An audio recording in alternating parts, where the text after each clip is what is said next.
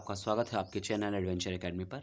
आज मैं बात करूंगा 3 जून दिन बुधवार की महत्वपूर्ण करंट अफेयर के बारे में। तो चलिए शुरू करते हैं। 3 जून से जितने भी इंपॉर्टेंट क्वेश्चंस हमारे लिए बनते हैं उनको समझते हैं। पहला प्रश्न हमारा है कि केंद्रीय मंत्रिमंडल ने एमएसएमई की परिभाषा में बदलावों को मंजूरी दे दी है। तो क्या है एमएसएमई? यानी कि एमएसएमई का मतलब ये हुआ माइक्रो, स्मॉल और मीडियम जो इंटरप्राइजेज हैं उनकी परिभाषा में बदलाव कर दिया है। क्या परिभाषा रखी है? अब नई परिभाषा के अनुसार 1 करोड़ से 5 करोड़ के जो टर्नओवर वाले एमएसएमई हैं उनको माइक्रो यूनिट का नाम दे दिया गया है। 10 करोड़ से 50 करोड़ रुपए तक की जो टर्नओवर वाली इकाइयां हैं उनको दे दिया गया लघु इकाई का नाम। 50 करोड़ या फिर 50 करोड़ से अधिक का जो वार्षिक टर्नओवर करती हैं उन्हें नाम दे दिया गया है मध्यम इकाई का। तो ये अब बहुत इंपॉर्टेंट है कि अब मध्यम यूनिट या माइक्रो यूनिट किसे कहा जाता है, या माइक्रो इकाई किसे कहा गया, लघु इकाई किसे कहा गया, मध्यम इकाई किसे कहा गया। ऐसे क्वेश्चंस आपके एग्जाम में पुटअप किए जा सकते हैं। ये ठीक वैसे ही है जैसे कि आपने बहुत समय पहले मुद्रा लोन के बारे में पढ़ा था, शिशु किशोर और तरुण लोन जो अलग अलग कैटेगरी में बांटा गया था। इसी तरीके से कई बार वो क्वेश्चन बना कि तरुण लोन किसे कहते हैं, कितने से कितने लाख का लोन होता है। तो ऐसे क्वेश्चन यहाँ भी आपके बन सकते हैं। तो आप लोग मुझे ये बताइए कि मुद्रा योजना कब प्रारंभ की गई थी, ये आपके लिए प्रश्न है। ठीक है, खैर लौटते हैं इस प्रश्न के ऊपर। तो एमएसएमई की बात करें हम तो जीडीपी में 29% का योगदान एमएसएमई ही देते हैं, यानी कि सूक्ष्म लघु व मध्यम उद्योग जो हैं वो 29% के जीडीपी में योगदान देते हैं भारत की, और साथ ही 110 मिलियन नौकरियां भी उपलब्ध कराते हैं। तो आप इतना याद रखिएगा कि एमएसएमई की परिभाषा को बदलाव करके कितनी अलग अलग कैटेगरी में स्टैब्लिश किया गया है केंद्रीय मंत्रिमंडल द्वारा। ठीक है, तो ये था आपका पहला प्रश्न। अगले प्रश्न की ओर चलते हैं। केंद्रीय मंत्रिमंडल ने 14 खरीफ फसलों में क्या कर दिया है? न्यूनतम समर्थन मूल्य में वृद्धि कर दी है। तो सबसे पहला प्रश्न ये आया हमारे दिमाग में कि न्यूनतम समर्थन मूल्य कहते किसे हैं? न्यूनतम समर्थन मूल्य वह मूल्य जो सरकार किसी फसल के ऊपर तय करती है, यानी कि उससे कम में हम नहीं बेच पाएंगे। ठीक है, तो ये आपके लिए इंपॉर्टेंट रहेगा कि कौन कौन सी फसलें खरीफ के अंतर्गत आई हैं। तो जैसे मैं बात करूं धान की, तो धान का रेट कर दिया है 1868 यानी कि 1868 रुपये, कपास का 5515 रुपये, नाइजर सीड का 755 रुपये, तिल का 370 रुपये, सोयाबीन का 170 रुपये, सूरजमुखी का 235 रुपये, और साथ ही मूंगफली का 185 रुपये, उड़द का 300 रुपये, मूंग का 146 रुपये, तुअर 200 रुपये, मक्का 90 रुपये, रागी 145 रुपये और बाजरा 150 रुपये के साथ साथ ज्वार 70 रुपये। तो ये न्यूनतम समर्थन मूल्य सरकार ने तय किया है। कई बार एग्जाम में पूछे गए हैं, बहुत मोस्ट इंपॉर्टेंट मैं कहूँगा इनके लिए कि आप ये सब सीधे सीधे कंठस्थ करने का प्रयास करें, सीधे याद करने का प्रयास करें इन सब चीज़ों को। इनके लिए कोई ट्रिक नहीं होती है, कोई अलग तरीके नहीं होते हैं, आपको याद ही करने पड़ेंगे। ठीक है, तो चलिए आगे चलते हैं। प्रधानमंत्री नरेंद्र मोदी ने चैंपियंस नाम का एक प्रौद्योगिकी प्लेटफॉर्म को शुरू किया है। चैंपियंस के बारे में मैं ऑलरेडी इससे पहले डिस्कस कर चुका हूँ, आज से तकरीबन 20 दिन पहले, लेकिन चैंपियंस के बारे में बाकायदा विस्तृत जानकारी मैं आपको आज दे दूं कि चैंपियंस का फुल फॉर्म भी है creation and harmonious application of modern process for increasing the output and national strength। ये चैंपियंस का फुल फॉर्म है। मेन रूप से चैंपियंस को लॉन्च करने का मतलब क्या है, मोटो क्या है?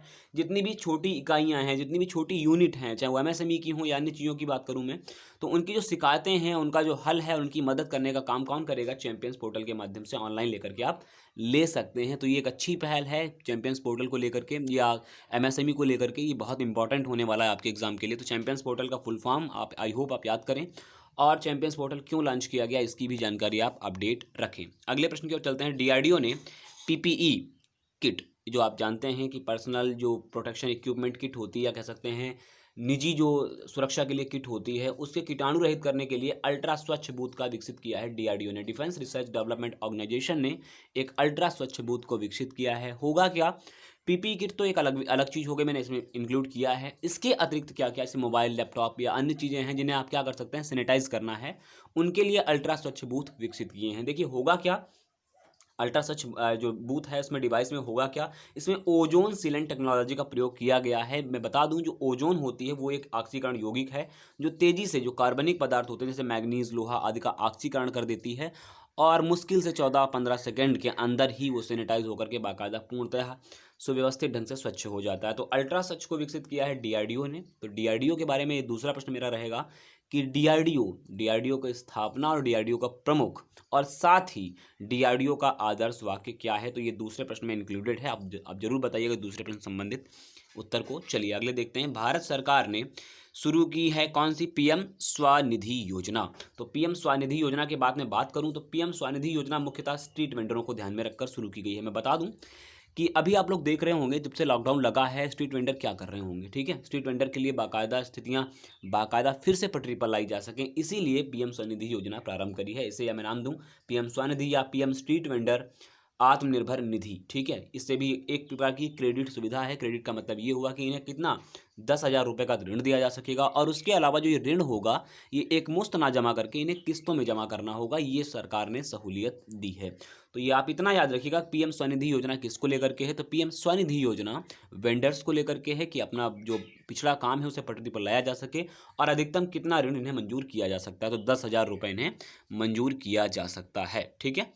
तो चलिए अगले प्रश्न को चलते हैं। नीति आयोग ने देश में कृषि और प्राकृतिक कृषि पर सम्मेलन का आयोजन किया है। देखिए प्राकृतिक कृषि मैं बता दूं, प्राकृतिक कृषि क्या, जैसे कि हमारे पूर्वज जिस खेती पर बेस्ड रहते थे और ऐसा नहीं था कि फसल का उत्पादन नहीं होता था, अच्छा होता था, बिल्कुल होता था, लेकिन आज की डेट में जो खाद है, जो बीज हैं, वो आधुनिक और उन्नत करने के चक्कर में हमने अपनी मृदा की क्षमता को खोने लगे हैं धीरे धीरे। तो उन्हीं के ऊपर प्राकृतिक खेती को मुख्य रूप से गाय के गोबर, बायोमास इत्यादि पर निर्भर है और उन्हीं पर दोबारा लौटने की बात करी गई है, क्योंकि आप सब जानते हैं कि जो हमारा जैविक खाद है वो इन्हीं सबसे बनती है और बड़ा ही उपयोगी रहती है। ये देश में स्वदेशी प्रणाली है। अगले 5 वर्षों में जैविक खेती के लिए 20 लाख हेक्टेयर क्षेत्र तक की पहुंचने का लक्ष्य रखा है और मैं बता दूंगा अकेले आंध्र प्रदेश ने 2 लाख हेक्टेयर में जैविक खेती में प्राकृतिक खेती के ऊपर बेस्ड करने की बात करी है अकेले आंध्र प्रदेश ने। तो समझ सकते हैं कि आंध्र प्रदेश ज़्यादा रोल निभाएगा इसके ऊपर। तो आप आई होप आप बात क्लियर हो जाएंगी। नीति आयोग के बारे में बार बार कहता रहता हूँ, नीति आयोग योजना आयोग के नाम पर बदला हुआ नाम है। 2015 में इसकी स्थापना हुई नीति आयोग की और समय समय पर इसकी जानकारी मैं आपको अपडेट करता रहता हूँ। आपसे एक प्रश्न कि नीति आयोग का उपाध्यक्ष कौन है और साथ में सीईओ कौन है, तो ये आपका तीसरा प्रश्न है आपसे, ठीक है। अध्यक्ष तो आप सब जानते ही हैं कि इसका अध्यक्ष हमेशा प्रधानमंत्री ही होता है, ठीक है। चलिए अगले प्रश्न की ओर देखते हैं। केंद्रीय उपभोक्ता मामले, खाद्य व सार्वजनिक वितरण मंत्री कौन हमारे हैं? श्री रामविलास पासवान जी ने एक घोषणा कर दी है। क्या घोषणा करी है कि 3 राज्यों कौन, सिक्किम, उड़ीसा और मिजोरम को वन नेशन वन कार्ड पहल में शामिल किया जाएगा। देखिए वन नेशन और वन कार्ड का एक मेन मोटो यही है कि सभी को राशन व्यवस्था उपलब्ध कराई जा सके, इसीलिए वन नेशन वन कार्ड की योजना या पहल को प्रारंभ किया गया था। मैं बता दूं इससे पहले 17 राज्यों और केंद्र शासित राज्यों को इसमें क्रियाशील कर चुके हैं, यानी कि 17 राज्यों को वन नेशन वन कार्ड के अंतर्गत जोड़ चुके हैं। तो कौन कौन से वो राज्य हैं इसमें? बिहार, आंध्र प्रदेश, गोवा, दादरा व नगर हवेली, दमन दीव, गुजरात, हिमाचल प्रदेश, हरियाणा, केरला, हरियाणा 2 बार हो गया, सॉरी, मध्य प्रदेश, राजस्थान, महाराष्ट्र, पंजाब, त्रिपुरा, तेलंगाना और यूपी इसमें भी शामिल हैं। लेकिन अभी हाल ही में सिक्किम, उड़ीसा और मिजोरम को नए राज्यों के रूप में इसमें शामिल किया गया है। तो ये आपके लिए थे आज के इंपॉर्टेंट क्वेश्चन। वीडियो अगर अच्छा लगता है तो निश्चित रूप से अपनी कमेंट रखिएगा हमारे साथ में, जो भी पूछना हो जरूर पूछिएगा। वीडियो अगर अच्छा लगता है तो लाइक करें, शेयर करें, कमेंट करें और चैनल को सब्सक्राइब करना ना भूलें। बने रहें हमारे साथ। नमस्कार।